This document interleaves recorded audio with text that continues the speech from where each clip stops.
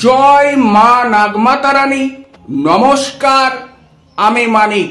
দর্শক বন্ধু, আজকে আমি আপনাদেরকে বলবো মকর সংক্রান্তির দিন আপনার বাড়িতে তুলসী তলায় এই জিনিস পুঁতে রাখুন।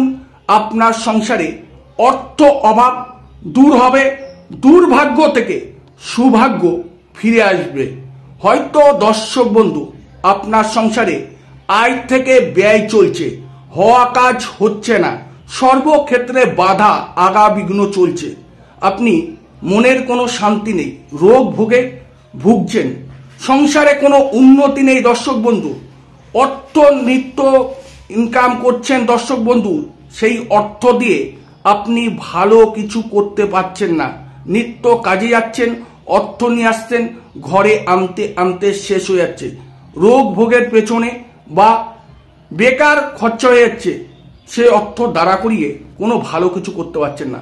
তাই দর্শক বন্ধু, আপনি দিন রাত মারাত্মকভাবে চিন্তা করে যাচ্ছেন, সংসারে কোনো শান্তি নেই। অর্থ যদি সঠিকভাবে ইনকাম করে না দাঁড়া করিয়ে কোনো কিছু করা যায় না, তখনই কিন্তু আমাদের নানান চিন্তা হয়। কর্ম সবাইকে আমাদেরকে দর্শক বন্ধু করতে হয়, কর্ম ছাড়া আমাদের এই জীবন চালানো খুব মুশকিল।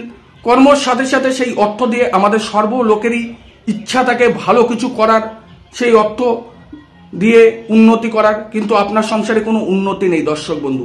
তাই বলবো দর্শক বন্ধু, এই মকর সংক্রান্তির দিন বাজার থেকে এই কটা জিনিস আপনি নিয়ে এসে এই নিয়ম পালন করে আপনার বাড়ির তুলসী তলায় পুঁতে দিন।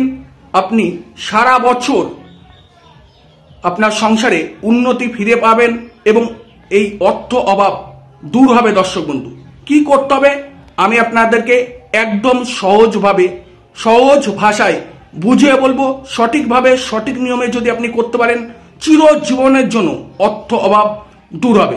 যদি প্রয়োজন মনে হয় দর্শক বন্ধু, তাহলে ভিডিওটি সম্পূর্ণ দেখুন, ভালোভাবে বুঝুন, বুঝে নিয়ে আপনি এই মকর সংক্রান্তির দিন এই নিয়মটি আপনার বাড়ির তুলসী তলায় করুন।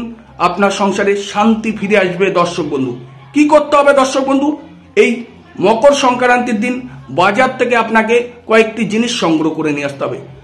একটি নিখুঁত পান, একটু আতপ চাল, একটু আখের গুড়, আর একটি লাল চেলি কাপড়, আর একটি চন্দন আপনাকে সংগ্রহ করে নিয়ে এসে আপনি বাড়িতে যে নিত্য পুজো আশ্রা করেন সেই স্থানে, সেখানে ভগবান শ্রীকৃষ্ণ থাকুক, কালী থাকুক, মা মনসা থাকুক, বাবা লোকনাথ থাকুক, বা যেই দেবদেবী থাকুক, সেই স্থানে পবিত্র আসনে আপনাকে বসে, শুদ্ধ আসনে শুদ্র বস্ত্রে বসে এই কাজটি আপনাকে করতে হবে। দর্শক বন্ধু, কি করতে হবে দর্শক বন্ধু, ওই নিখুঁত পানের মধ্যে একটি চন্দন দিয়ে, চন্দন ঘষে একটি স্বস্তিক চিহ্ন আপনাকে আঁকাতে হবে ঠিক পান পাতার উপরে। তারপরে দর্শক বন্ধু, একটু আতপ চাল আর একটু আখের গুড় ওর মধ্যে রাখবেন। আর একটু 1 টাকার কয়েন, কাছে 1 টাকার কয়েন আপনাকে ওর মধ্যে রেখে একটি লাল চেলি কাপড়ের মধ্যে বাঁধবেন। বেঁধে দর্শক বন্ধু আপনার বাড়ির যে তুলসী মন্দির আছে সেই তুলসী মন্দিরের সামনে পুঁতে দেবেন। অবশ্যই দর্শক বন্ধু, ওটার সামনে আরো একটি জিনিস আপনাকে দিতে হবে, সেই বিষয় বলবো।